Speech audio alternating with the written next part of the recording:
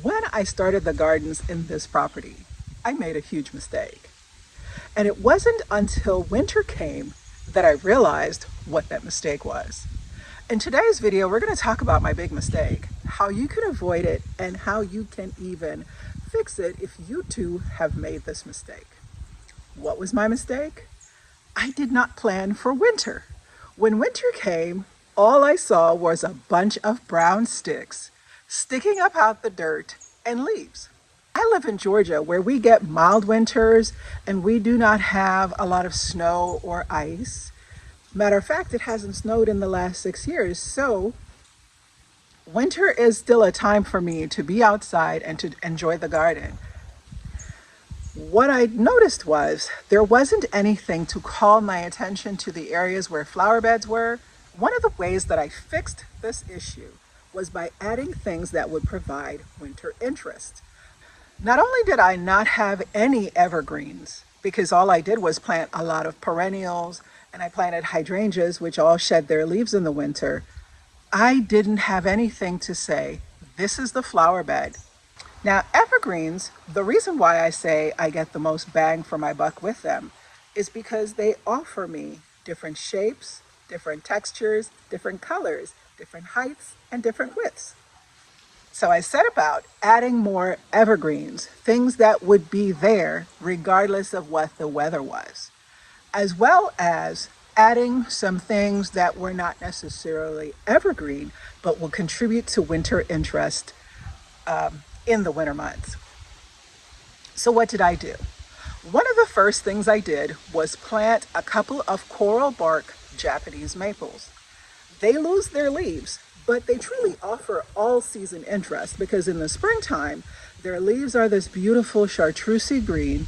And then in the summer, they are fully green, but they have a red bark. And then they turn a fiery yellow in the fall. And then in the winter months, when all their leaves are off, you see the bright red stalks of the stems of the tree and the bark all winter long. I added things such as shrubs, evergreens, as well as added different shapes so that no matter what you looked at in the winter months, there is something that catches your eye. Another thing I added were some ivory twig or ivory halo dogwoods. I added those ivory halo dogwoods to be used later on in arrangements or winter containers. You'll often see those red sticks. That's what they are replicating. So I knew that they would be a good opportunity to use in my cut flower arrangements, but also in the winter months, their stems are sticking straight up out the ground and it's this shocking red and you can see it from across the yard. So I added the coral bark Japanese maple. I also added those ivory halo dogwoods. But then I started adding evergreens. And I think with evergreens, you get a lot of bang for your buck because evergreens tend to add structure to the garden. They add shape to the garden and they have different leaf textures depending on the type of evergreen that you choose. In my garden currently, I have hollies, boxwoods, I have cypresses, I have junipers, as well as other forms of evergreens in the form of shrubs, things like gardenias and azaleas and rhododendrons. I added evergreens such as hinoki cypresses. Additionally, I added grasses. Grasses provide movement. They also provide a habitat for our beneficial creatures to overwinter during the winter months. So it's essential that I provide for them as well. The last thing, and perhaps the biggest impact that I have had, is the addition of evergreens in the form of arborvitae. I also added boxwoods, which I shaped into topiary balls, and those topiary balls are an integral part of the entrance to our home. Additionally, I added 2 spiral topiaries flanking the entrance to the flower side of my gardens. Those spiral topiaries are made from hollies. They are emerald colonnade hollies, and they are green year-round. Now, if you live in an area where it does snow, those when covered with snow are so beautiful. I've actually seen people drape lights over them and then use them as part of their garden aesthetic, and it's also very fairy magic-esque. So that's just something that you can think to look at. Recently, I added 21 new evergreens to the garden. Those 21 are in the form of arborvitaes as well as cryptomerias. I added a cryptomeria nucatensis, and it is the form of a slender tree, and then it has white edges. So it will add a winter interest because it is green, but then there is this variegation on the edge. Additionally, I added some planet Earth arborvitaes.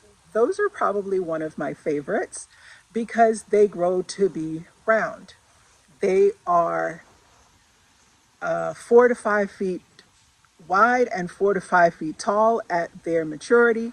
And could you imagine just having this big round ball that's fluffy? It's very fluffy when you touch it, it does this. In the garden, it really packs a statement. As you can see behind me, I'm losing leaves. So the leaves are falling off the trees, and yet these things still stand out in the landscape. I also added another form of arborvitae called the Hetz, H-E-T-Z, midget arborvitae, and that arborvitae is a smaller version of the planet Earth. This one gets to be 2 feet tall by 2 to 3 feet wide. So imagine just a little round ball, and I think those would be great for the front of the garden to be border plants. So consider that as giving you some structure and definition at the front of your flower bed. Another thing that I added recently were 2 blue star junipers, the upright variety, to add some contrasting color because I didn't have anything blue in the form of evergreens. I am looking to add a weeping cedar because those are really, really striking at maturity. Lastly, I added some lemon burst arborvitae. A lemon burst arborvitae grows to about 6 feet tall and 3 to 4 feet wide.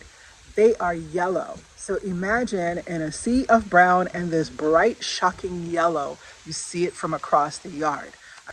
I planted 3 up by my office and 2 in the driveway flower beds for the 5 that I had. So I had 5 Hetz midgets, 5 lemon burst arborvitae, 10 of the planet Earth arborvitaes.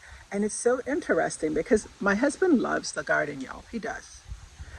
But he's not as observant of the changes that I make in it. He just knows he likes the colors and he likes the flowers, and he'll sit and spend time looking at the garden. But he actually said to me, I really like those there. And what he was referring to were 2 of the planet Earth arborvitaes that I placed right by our patio area.